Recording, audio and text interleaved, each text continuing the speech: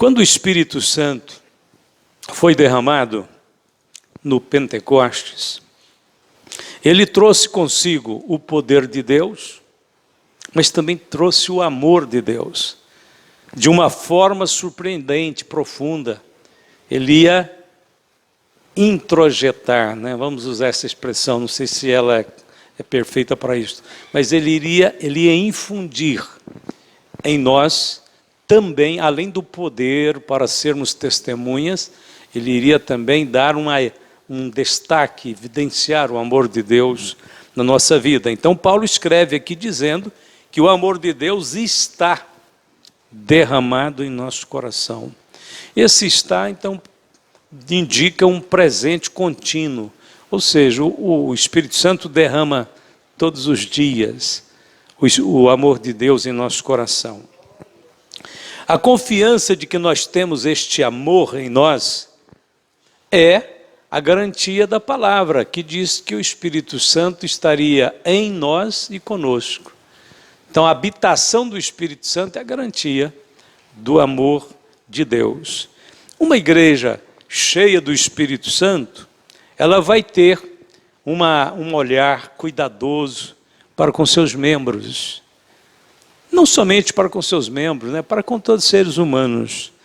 O amor de Deus, referido-se aqui, indicado aqui, é muito mais do que apenas um sentimento de fazer uma obra de caridade, é muito mais.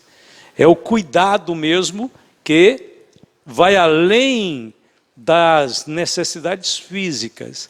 É aquele cuidado que você tem realmente, às vezes, de dar uma comida para alguém que está faminto, mas você está olhando já para a alma dele, preocupado com o propósito, a possibilidade daquela pessoa não apenas alimentar com a comida que você está dando, mas interessar-se pelo Deus que você crê, o Deus que você segue e que salva a alma do pecador.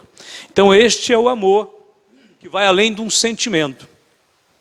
É uma atitude, é uma virtude, né? É uma virtude espiritual trazida pelo Espírito Santo. Quando a Bíblia fala do fruto do Espírito, logo no princípio, a gente vê o aspecto do amor. E aí o amor parece que é o principal, parece que o amor ele tem um reflexo em todos os demais aspectos do fruto do Espírito. É ele que governa todo o fruto do Espírito. A essência do fruto do Espírito, então, é o amor refletido na alegria, na paz, na esperança, na longanimidade, benignidade e assim por diante. O cristão não apenas lamenta ou reprova o sofrimento humano. O cristão vai além disso. Ele procura suprir os necessitados. Ele não apenas fica lamentando, o mundo está injusto, o mundo está mal, muita gente sofrendo. Não, o cristão cheio do Espírito Santo, ele vai olhar para uma pessoa, ele não pode resolver o problema do mundo inteiro, mas ele pode resolver o problema daquela pessoa que está ali perto dele, e ele fará tudo para ajudar. Então é nesse sentido que nós vamos dar uma olhada em alguns aspectos importantes da igreja do primeiro século. Nós vamos ver, na realidade, a ênfase principal aqui que eu quero trazer hoje foi o crescimento da igreja daqueles dias. E olha, a Bíblia diz o seguinte: naqueles dias, levantando Pedro no meio dos discípulos, e aí a Bíblia diz assim: ora, a multidão junta era de quase 120 pessoas. Eu estou falando aqui do capítulo 1 de Atos. Quando a igreja ainda está no cenáculo. O Espírito Santo ainda nem desceu, ainda não aconteceu o Pentecostes. Jesus tinha subido ao céu, mandado eles para Jerusalém. Esta era a igreja que realmente apurou e ficou para dar o primeiro passo da história da igreja. Foi esse povo aqui. Era muita gente? Não, era pouca. Quase 120. Nós podemos fazer uma boa comparação. Provavelmente, sem exagerar, mas eu acho que nós temos pouco mais de 120 pessoas efetivas aqui na igreja local. Não tem muito mais não, né, irmão Lázaro? E se juntar todas as congregações que nós temos, nós nunca fizemos isso, eu tenho medo de recenseamento. Uma vez Davi fez um, não deu certo. Então, tenho muito medo. Então, só podemos falar de aproximações, né? Então, se acha que se juntar todas as congregações, eu acho que a gente não tem pouco mais de 500 membros. Todo mundo junto. Então, veja bem, a igreja começa com quase 120. Quase 120, pode ser 100, 110, né? Então, esse princípio, a gente percebe que o Espírito Santo teve o cuidado de inspirar Lucas, que escreveu Atos dos Apóstolos, a colocar números aproximados. E a multidão, né, junto, era de quase 120 pessoas. É ali que Pedro vai interromper aquele momento de oração e falar na nomeação do 12º apóstolo, porque Judas tinha ido embora. Então ele fala, nós precisamos colocar outro no lugar dele. E é aí que o Espírito Santo leva Lucas a registrar a quantidade de membros que a igreja tinha naquele momento. Era uma pequena igreja. Agora, ela tinha uma grande vocação. A vocação dela era de alcançar o mundo inteiro, milhares de almas. Jesus tinha já dado a ordem na ascensão, diz: vocês vão receber o poder, serão minhas testemunhas até os confins da terra. Então, logo no início, após o Pentecoste, quando o Espírito Santo desce, Pedro prega a primeira mensagem, a igreja dá um salto de quase 120 pessoas para quase 3.000. Certo? Olha o salto que essa igreja deu. Atos 2:41. E naquele dia agregaram-se quase 3.000 almas. O primeiro entendimento que a gente tem é o seguinte: um pastor, uma igreja, os membros de uma igreja de 120 crentes, de hoje para amanhã, essa igreja vai ter quase 3.000 membros. A primeira coisa que a gente pergunta é o seguinte: uma igreja de quase 120 crentes, ora junto, ama, conhece a vida de cada um, acompanha de perto. A pergunta é essa transformação de um dia para o outro, de uma igreja de 120 para 3.000, qual será a adaptação? Imagine vocês se acontecesse um milagre de hoje para amanhã, e quando você chegasse aqui no culto de quinta-feira, tivesse 3.000 pessoas aqui. Você ia falar assim: cadê minha igreja? Cadê o meu irmão? Cadê minha irmã? Você ia procurar o irmão num lugar que ele senta sempre, já tinha uma dezena de irmãos novos sentados no lugar dele. Você já ia até ficar incomodado porque seu lugarzinho já tinha sido usurpado de você. E aí tudo é diferente. Tudo, o culto agora é uma eclosão. Vai cantar aquele barulhão, vai orar aquela explosão. Você fala: cadê minha igreja, gente? Estava tão sossegado aqui. Mas a missão da igreja é alcançar almas, é ir ao encontro de almas. Jesus disse que todos, né, possam crer. Então, essa ideia do crescimento da igreja nos coloca numa condição de reflexão. Todo mundo quer que a igreja cresça. Todo pastor, todo irmão, todo mundo está falando: pastor, nossa igreja tem que crescer, nós precisamos de crescer. Sim, mas mais importante do que crescer é estar preparado para o crescimento. Porque também não adianta nada, a igreja de 120, quase 120, estava orando. Aí tem uma igreja de quase 3.000 almas, ninguém sabe orar. Ninguém sabe ainda a vida comunitária, como é que é o amor cristão, aquele negócio de estar juntos e ter tudo em comum, né? Aí você pensa assim: tem que ser amadurecido para isso mesmo, né?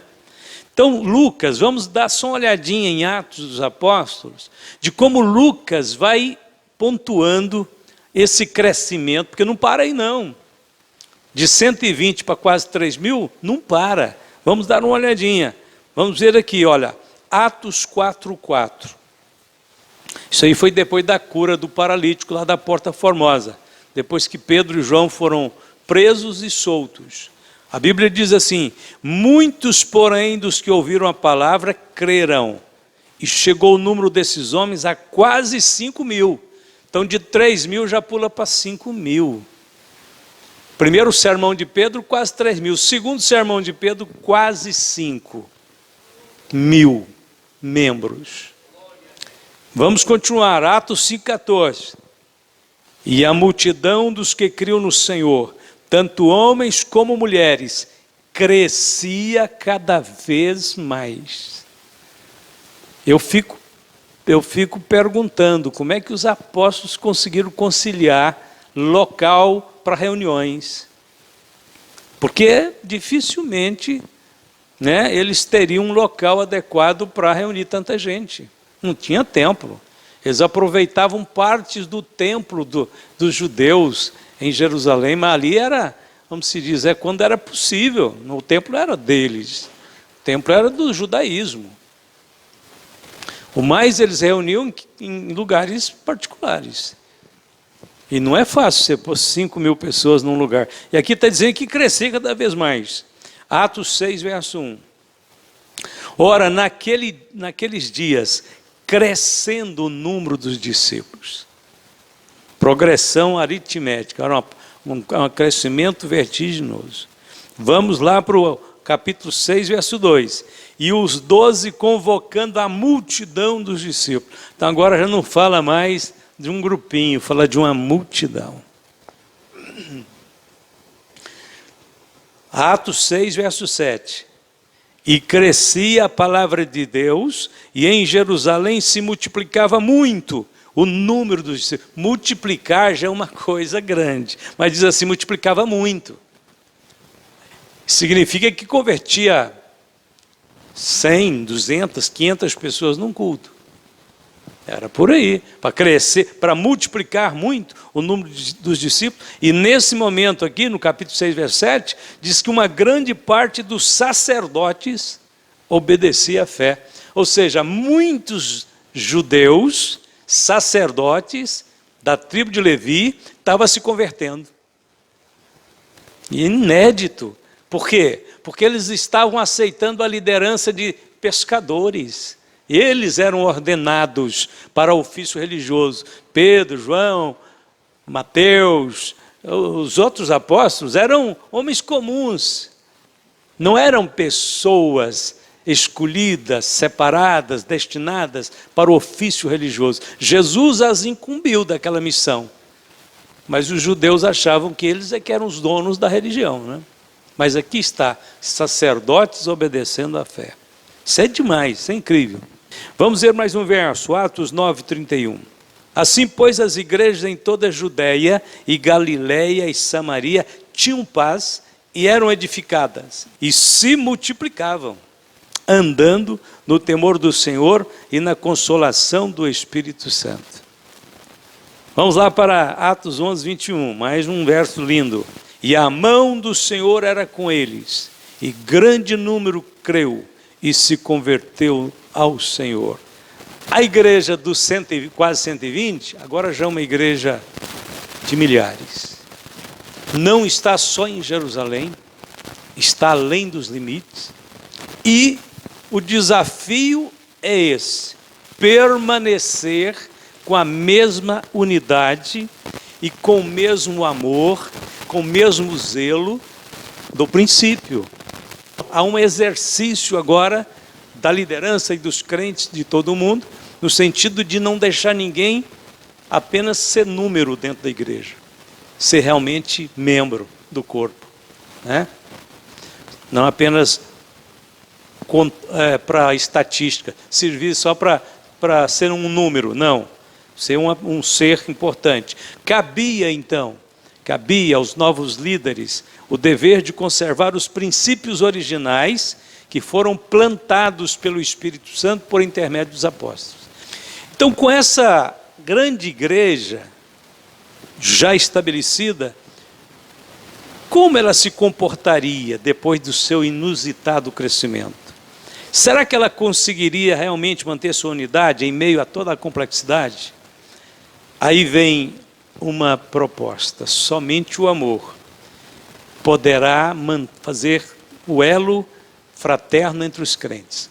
O amor de Cristo, o amor verdadeiro. É preciso, então, buscar trazer para os irmãos essa experiência com o amor de Jesus no coração, para que nós continuemos mantendo unidade. Paulo disse: e sobre tudo isso, revesti-vos de amor, que é o vínculo da perfeição.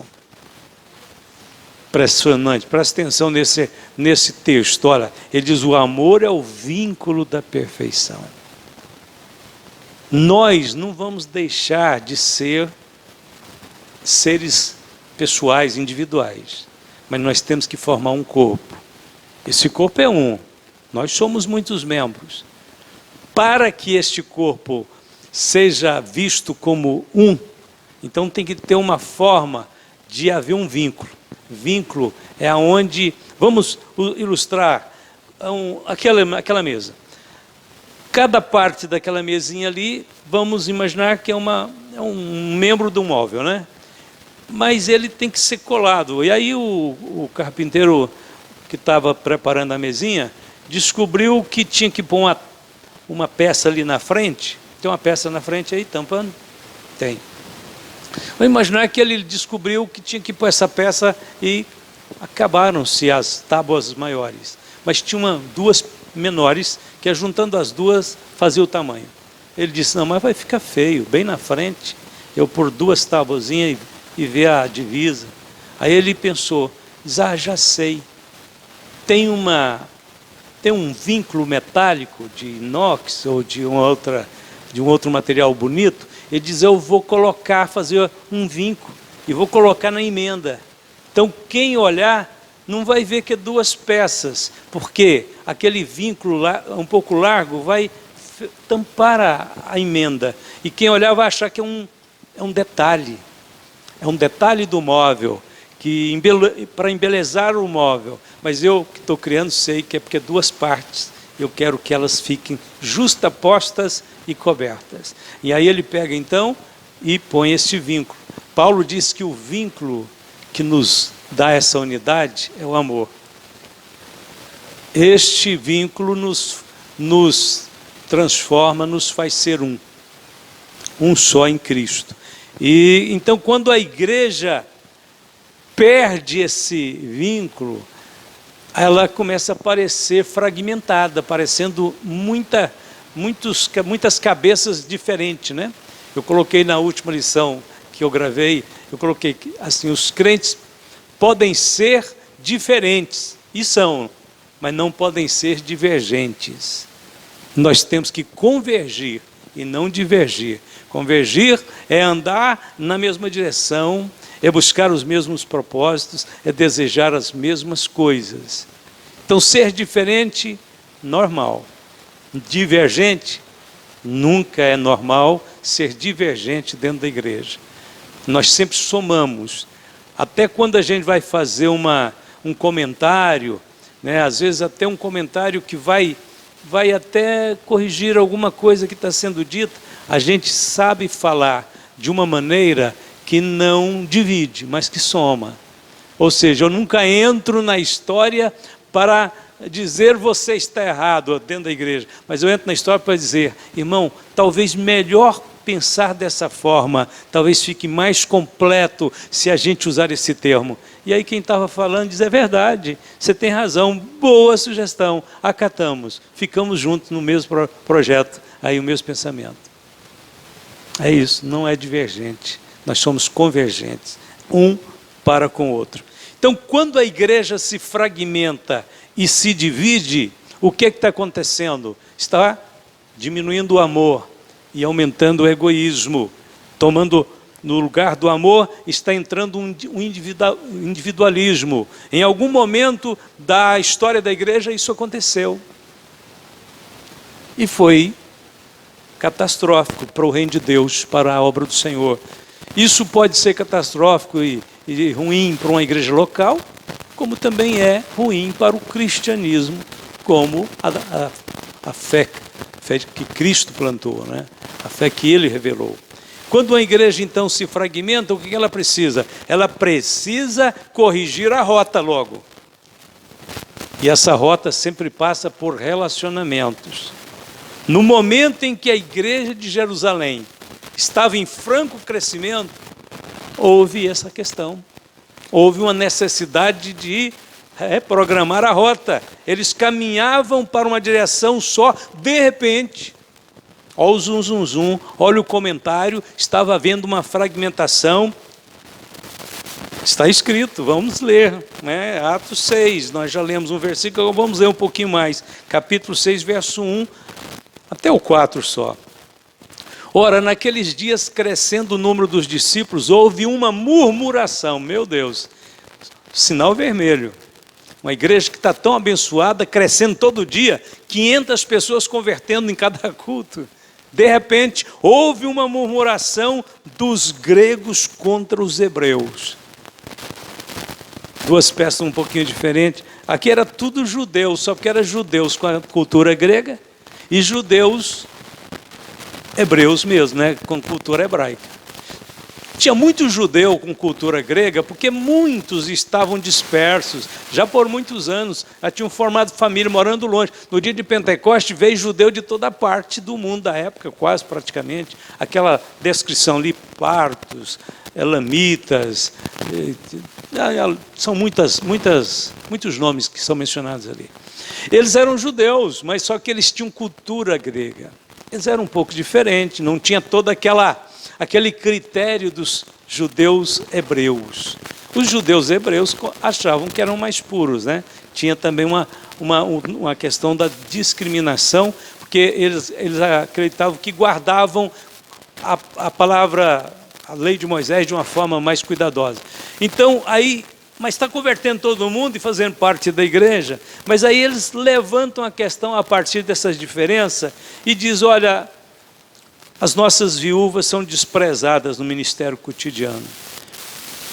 Os crentes de cultura grega, hebreus gregos, judeus gregos, dizem, não, as viúvas hebreias são mais bem cuidadas. Está recebendo apoio, cesta básica, as que precisam, ela está recebendo, nós ainda não recebemos nada. Então a Bíblia diz que aquele murmúrio incomodou os apóstolos, e muito. E os 12, convocando a multidão dos discípulos, disseram. Olha pela palavra de Pedro que eu vou explicar para vocês.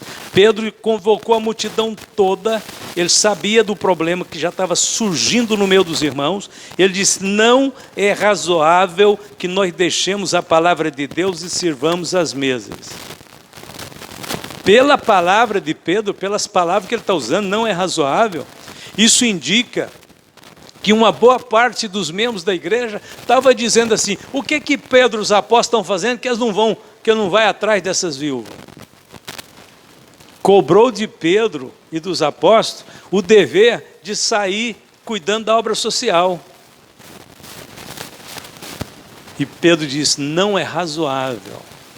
Olha bem, o líder tem que ter muita sabedoria. Porque pode ser que quem estava falando isso, por que os apóstolos não estão cuidando? Pode ser que soasse na mente de alguns como um zelo muito grande, de um irmão que está muito sábio, querendo cobrar dos apóstolos um serviço, que eles estavam negligenciando. Mas Pedro disse, não é este o nosso serviço. Não é razoável que nós deixemos a palavra para ir cuidar de mesas. Mesa aqui é a área social. É importante demais, mas não é a função do apóstolo. Preste atenção.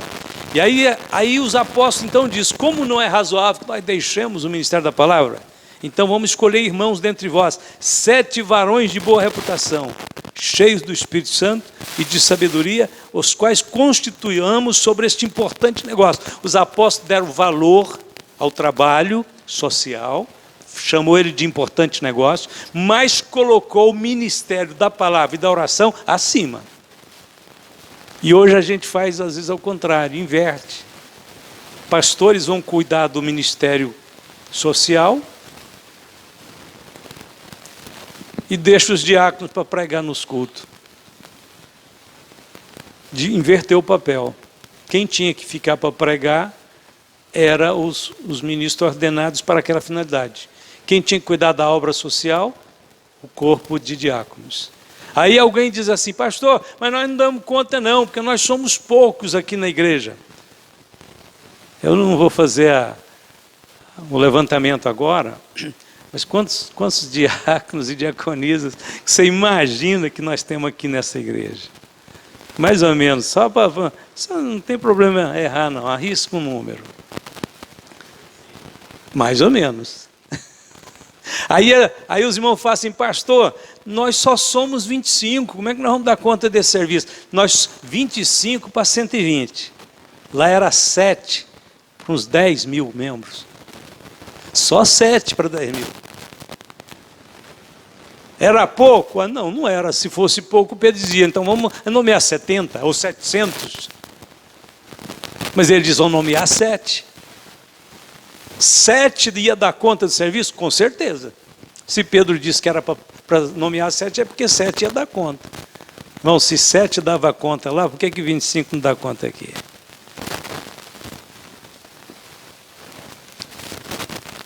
Não, e 25 às vezes ainda cobra. Por que o pastor não faz? Eu posso fazer. Só que depois vai ter uma deficiência no ensino, porque eu não vou ter tempo de... O tempo que eu tenho hoje para estudar, eu vou ter que gastar ele andando de casa em casa, visitando as pessoas para ver as necessidades deles. Agora, é claro que eu tenho alguns casos que a gente visita de todo jeito, não é o caso. Mas só que tem que ter um ministério cotidiano de observar a situação dos membros, dos carentes, necessitados, né? E pode trazer, às vezes, para o pastor, dizendo, pastor, nós descobrimos que tem 10 irmãos passando necessidade, nós não temos dinheiro para comprar comida, pois não. Ah, então tá bom, vou ajudar vocês, pode ficar tranquilo. Nós vamos arrumar uma forma, um projeto, que vocês vão só levar. Já está bom assim, né? Ou vão pegar o dinheiro e vão comprar e levar.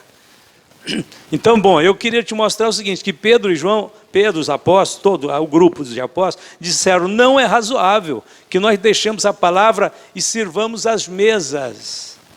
Escolham então, irmãos, e não podia ser qualquer um não. Olha as características dos diáconos. Boa reputação. Tem que ter testemunho. Cheio do Espírito Santo. Tinha que crer no poder de Deus e tinha que buscar o poder de Deus. E de sabedoria. E constituamos sobre este importante negócio. Porque era importante. Se não aplacasse o surto de murmuração, aquilo podia estragar a igreja. Como tem estragado muitas igrejas. Quando há um surto de contenda, murmuração, né? Destrói a doutrina. Você pode pregar a melhor doutrina possível. Se o comportamento da igreja estiver nesse pé, acabou. Negou a doutrina.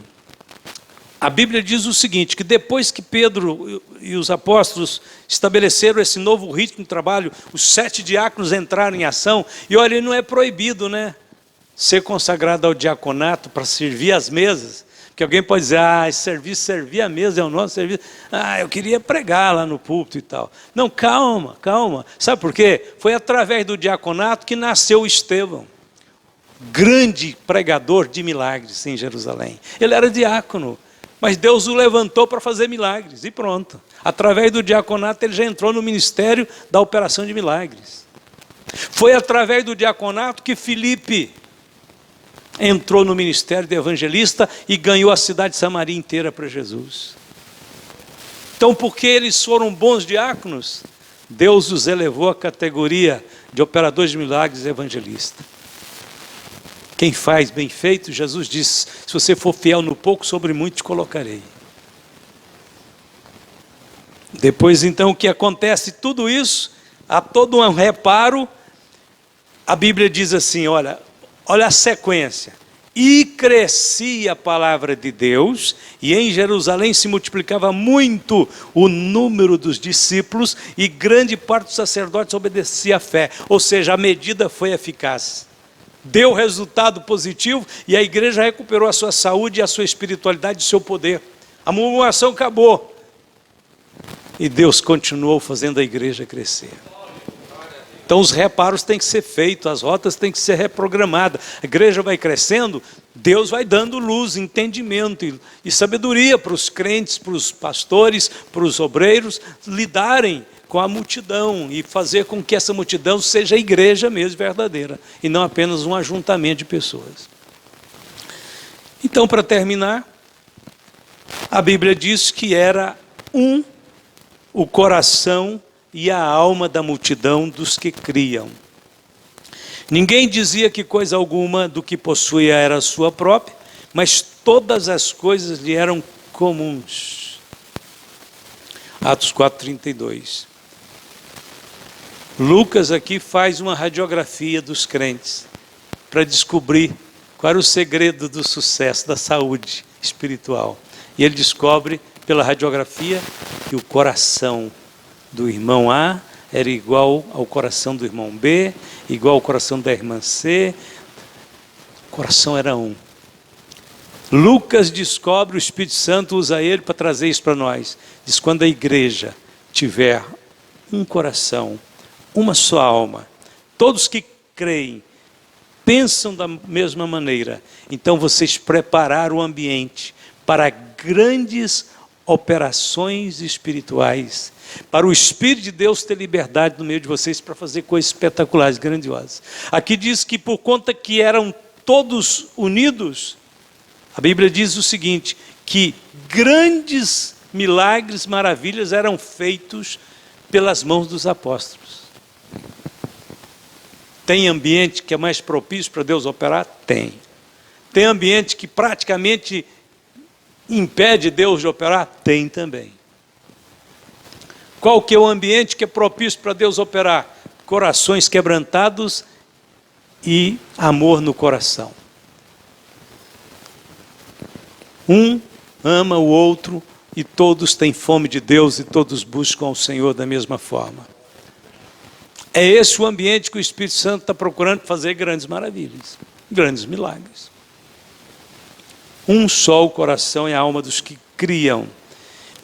O Senhor disse assim, buscar-me-eis e me achareis, quando me buscar de todo o vosso coração. Então todos nós no mesmo coração de buscar a Deus, de ver Deus presente. O que a igreja mais precisa na realidade? Que é uma das coisas mais importantes para nós como igreja na terra. Nós temos que ter a presença de Deus aqui conosco. Para que as pessoas lá de fora, quando entrarem aqui, elas não precisam de ver nenhuma beleza material. O templo não precisa ser chique, não. O Senhor estando conosco, acabou. Está feito, está pronto. Tudo pronto para a glória do nome do Senhor. Curve a sua cabeça.